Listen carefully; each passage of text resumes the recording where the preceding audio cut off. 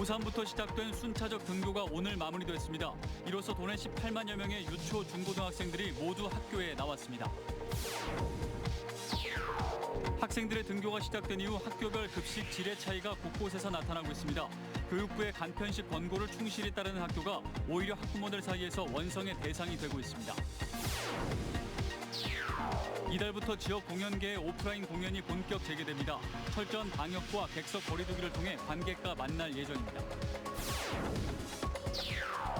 가수 화상병이 진천까지 확산되면서 도내 확진 농가와 피해 규모가 지난해를 넘어섰습니다. 이대로라면 가을철 수확량 급감이 불가피한 상황입니다. 여러분 안녕하십니까. CJB 8시 뉴스 시작합니다. 오늘 초등학교 5, 6학년과 중학교 1학년이 마지막으로 등교길에 올라 고3부터 시작된 순차적 등교가 마무리됐습니다. 학교는 학생에게 또 학생은 학교에게 어떤 존재인지를 이번 코로나 사태는 분명히 보여주고 있습니다. 이윤영 기자의 보도입니다. 초등학교 등교길에 포도리와 포순이가 두 손을 흔들며 학생들을 반갑게 맞이합니다. 청원경찰서 경찰과 학부모들은 직접 학생들의 등교길을 안전하게 돌봅니다. 친구들 오랜만에 봐가지고 좋고 약간 오랜만에 왔는데 학교에서 해주니까 좋은 것 같아요. 환영의 의미를 담뿍 담은 풍선 장식까지. 거의 100일 만에야 첫 등교길에 오르는 학생들을 반갑게 맞이하기 위해서입니다. 아이들이 긴장감 속에서 등교를 하는데 그래도 긴장하지 않고 활기차게 하루를 시작할 수 있기를 바라는 마음에서 감동적이죠. 학부모님들께서 3월부터 행사를 준비를 하고 계셨는데 무더운 날씨에도 불구하고 이렇게 아이들을 따뜻하게 맞이해 주셔서 정말 감사드립니다. 충북 지역 초등학교 5, 6학년과 중학교 1학년 등 4만 2천여 명이 마지막 순차 등교를 마쳤습니다. 이로써 도내 18만여 명의 유초, 중고등학생들이 모두 학교에 나온 겁니다. 무려 99일 만입니다. 이제 아이들이 좀 어려운 가운데에서도 학교에 다 나오게 됐으니까 특히 안전 문제에 의해서 방역이라든지 또는 교통지도라든지 이런 것을 특별히 신경을 쓸 생각이고요. 대규모 학교의 경우 전교생의 3분의 2 이상이 등교하지 않도록 하고 등교 수업과 원격 수업을 교차 운영하고 있습니다. 반면에 도내 140여 개의 소규모 초중학교의 경우 전교생이 한꺼번에 등교길에 오릅니다. 하지만 소규모 학교의 경우 열화상 카메라가 지원되지 않아 전교생의 발열 체크를 일일이 체온계로 해야 하는 상황. 소규모 학교들 같은 경우는 사실 열화상 카메라를 구입하기에는 좀 재정적으로 좀 어려움도 있고 그래서 도교육청에 있는 담당 부서들에게 배당을 해서 발열 체크를 중심으로 도와드리고 있는 중입니다. 전국적으로 500여 개 학교가 등교 수업을 중단하거나 연기하고 있는 가운데 충북은 매일 400명 이상 증가하던 코로나19 진단검사 학생 수가 100명대로 줄어들면서 안정세를 보이고 있습니다. CJB 뉴스 이윤영입니다. 코로나19 이후 정부는 학생들의 접촉을 최소화하기 위한 급식 지침을 내렸습니다. 그런데 이 지침을 따르는 학교들이 본의 아니게 곤경에 처해 있다고 하는데요. 식단이 부실해져 학부모들의 원성을 사게 된 것인데 자세한 내용 이태현 기자가 취재했습니다. 청주의 한 초등학교 홈페이지에 게시된 급식 사진입니다. 지난 한 주 동안 국은 제공되지 않았고 김치나 단무지 등의 반찬도 한두 개 정도만 배식됐습니다. 학생 간 접촉을 최소화하기 위해 추가 배식은 금지한다는 공지를 내기도 했습니다. 애들이 뭐 학교를 갔다 오면 배가 고프다고 하고 뭐 국도 코로나19 때문에 끓이면 안 된다고 얘기를 하고 2번 이상은 배식이 안 된다고 얘기를 하시고 이에 반해 또 다른 초등학교의 경우 예년과 다름없는 식단이 제공되고 있습니다. 두 식단을 비교해봐도 시각적 차이는 확연히 나타납니다. 똑같이 돈 내고 이제 급식을 받는 건데 다른 학교랑 차이가 너무 나버리면 그렇죠. 학생들의 등교가 시작된 이후 이 같은 학교별 급식 질의 차이는 곳곳에서 나타나고 있습니다. 교육부는 되도록 한 그릇 음식 등의 간편식을 권고하고 있는데 이 같은 지침을 따르는 학교가 학부모들 사이에 원성의 대상이 된 겁니다. 숙소에서 머무는 시간을 최대한 단축해야 되니까 이제 마스크를 벗고 생활하니까요. 그 부분은 어쨌건 학교에서 좀 더 적극적으로 소통을 못하는 책임도 있고 그래서 현재 충북 지역 유치원이나 초중 고등학교에서 간편식 제공 계획을 밝힌 비율은 17% 수준. 이들 학교들은 학부모와 학생들의 불만이 터져 나오자 정상급식으로 전환할지 여부를 놓고 고민에 빠졌습니다. CJB 뉴스 이태현입니다.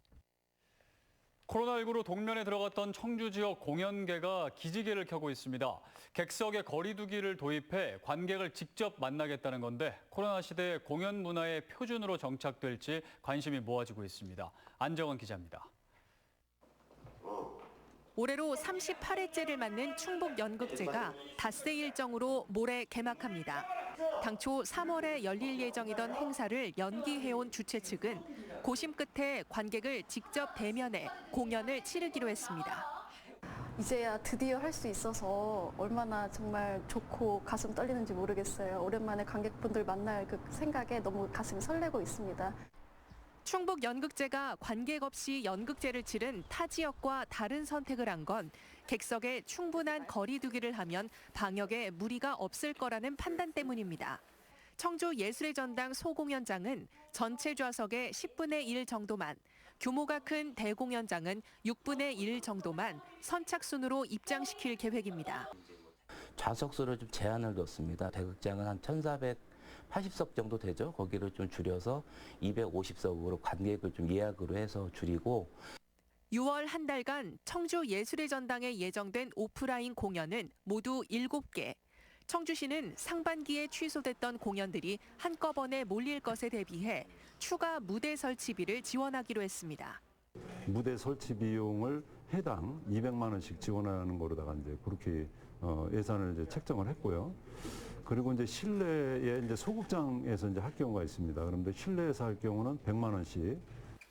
청주시는 이달부터 오프라인 공연이 본격 재개됨에 따라 지그재기 앉기와 마스크 쓰기 등 관객들이 공연장 내 방역 수칙을 더욱 철저히 지켜줄 것을 당부했습니다. CJB 뉴스 안정은입니다. 과수화상병이 그동안 청정 지역이었던 진천까지 확산됐습니다. 이미 지난해 피해 규모를 넘어섰다는데 지금 같아선 수확량도 급감할 것으로 보입니다. 더욱이 정확한 감염 경로는 물론이고 방제나 치료법도 오리무중입니다. 김기수 기자가 취재했습니다. 도내 과수화상병 확진 농가와 피해 규모가 지난해를 넘어섰습니다. 지난해에는 충주와 제천, 음성에서 145곳, 88.9헥타르에서 과수화상병이 발병했지만 올해는 이미 250곳, 152헥타르에 달합니다. 게다가 청정 지역이었던 진천에서도 확진 농가가 나왔습니다. 지난해보다 3배 이상 빠른 속도로 확산된 겁니다. 이대로는 가을철 수확량 급감이 불가피합니다. 지금이 이제 그 적과를 막 끝낸 시점이거든요. 당장 나무가 이제 죽어버리는 거예요, 이게. 추석 때도 나오고 가을에도 나오고 그러는 거죠. 충주의 경우 현재까지 사과 농가의 10%가 과수화상병 피해를 입었고 이에 앞서 지난 4월에는 20%에 달하는 농가가 냉해 피해를 봤습니다. 유통업계는 납품 계약을 지키기 위해 새로운 공급처를 찾느라 동분서주하고 있습니다. 기존에 거래해왔던 대형 유통, 수출 등 다양한 유통 채널에 어떤 문제가 없도록 철저히 준비하고 있으나 일정 부분 피해가 현재 예상되고 있는 상황입니다. 수출이나 대형 유통의 어떤 공급 물량이 좀 차질이 있을 걸로 판단은 되고 있습니다. 이런 가운데 의심 증상으로 정밀 검사를 받는 과수원이 아직도 54곳에 달해 상황이 더욱 악화될 가능성도 배제할 수 없습니다. CJB 뉴스 김기수입니다. 오늘 오전 공군사관학교 소속 훈련기가 비행 중 엔진이 꺼져 논바닥에 불시착했습니다. 훈련기에 타고 있던 학생과 조종교관은 다행히 크게 다치진 않았습니다. 박원 기자가 취재했습니다. 경비행기 한 대가 하늘에서 저공 비행을 합니다. 그러다 갑자기 동력을 잃고 우측으로 방향을 틀더니 논바닥으로 그대로 떨어집니다. 오늘 오전 9시 25분쯤 공군사관학교 55전대 소속 훈련기가 청주시 남일면 신송리의 한 논에 불시착했습니다. 훈련이 끝나고 부대로 복귀하는 도중 비행기 엔진이 꺼지면서 활주로 인근 논에 긴급 착륙한 겁니다. 갑자기 시동 꺼져는 후회 안 났더니 추락하더라고요. 비행기에 타고 있던 공군사관학교 학생과 교관 조종사는 불시착 후 기체에서 스스로 빠져나올 정도로 크게 다치진 않았습니다. 논바닥이 움푹 패일 정도의 충격이 있었지만 불시착 과정에서 민간인 인명피해도 없었습니다. 사고가 난 항공기는 지난 2016년부터 조종사 비행 입문 과정에서 쓰이고 있는 KT-100입니다. 정상 임무 완료 후 복귀하는 과정에서 항공기 엔진 결함이 발생해서 비상착륙하였습니다. 공군사관학교는 참모차장을 본부장으로 하는 대책본부를 구성해 해당 항공기의 결함 유무 등 명확한 사고 원인을 조사할 방침입니다. CJB 뉴스 박원입니다. 충청북도가 산림의 공익 기능을 강화하기 위해 2022년까지 사유림 매입 사업을 펼칩니다. 매입한 산림은 경제와 복지, 생태 등 도민들의 산림 복지를 위해 다양한 방식으로 활용될 계획입니다. 구준회 기자입니다. 충북의 대표 도유림인 충북 미동산 수목원입니다. 수령 20-30년의 메타세콰이어와 구상나무, 자작나무 등이 곳곳에 군락을 이뤘습니다. 울창한 숲과 오솔길은 도민들이 즐겨 찾는 휴식처로 자리 잡았습니다. 연간 한 32만 명 정도 방문객들이 오고 있고요. 바쁜 일상 속에서 잠깐 쉬어갈 수 있는 그런 편안한 수목원이라서 많이 찾아오고 있는 것 같습니다. 숲은 이 밖에 온실가스와 미세먼지 저감, 수질 정화와 홍수 예방 등 수많은 공익적 기능을 갖고 있습니다. 국립산림과학원은 우리나라 산림의 공익적 효과를 연간 221조 원으로 추정했습니다. 숲에 대한 수요와 가치가 갈수록 커지자 충청북도는 도유림을 늘려 공익적 기능을 확대하기로 했습니다. 이를 위해 2022년까지 120억 원을 들여 500헥타르의 사유림을 매입할 계획입니다. 충청북도는 추가로 확보하는 500헥타르의 도유림에서 연간 175억 원의 공익적 효과를 거둘 것으로 기대하고 있습니다. 매입 대상은 기존 도유림과 인접했거나 산림 경영이 가능한 10헥타르 이상의 사유림입니다. 도는 지난해에만 180헥타르, 현재까지 목표 면적의 74.6%인 373헥타르를 매입 완료했습니다. 매입한 사유림은요, 산림 경영 계획을 통해서 조림, 숲 가꾸기, 벌채를 통한 목재 이용료를 제고시키고요. 또한 이제 산림의 공익적 기능도 강화할 계획입니다. 도내 전체 산림 중 도유림이 차지하는 비율은 4.7%.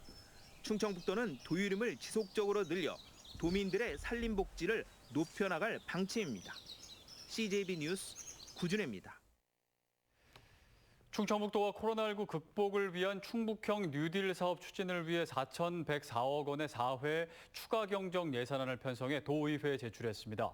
이번 추경의 주요 내용은 우리마을 뉴딜 사업, 투자유치 뉴딜 사업, 시군 대표 뉴딜 사업 등 3개 분야로 도는 지역경제 정상화의 촉매 역할을 할 것으로 기대하고 있습니다. 옥천군이 내일부터 전 군민을 대상으로 1인당 10만 원씩 재난 극복 지원금을 지급합니다. 새롭게 출시되는 지역화폐인 향수 OK 카드로 지급되며 신청 접수는 오는 18일까지 할 수 있습니다. 사용 기한은 오는 9월 30일까지로 읍면행정복지센터에서 발급받을 수 있습니다. 이상으로 CJB 8시 뉴스를 모두 마칩니다. 시청해주신 여러분 고맙습니다.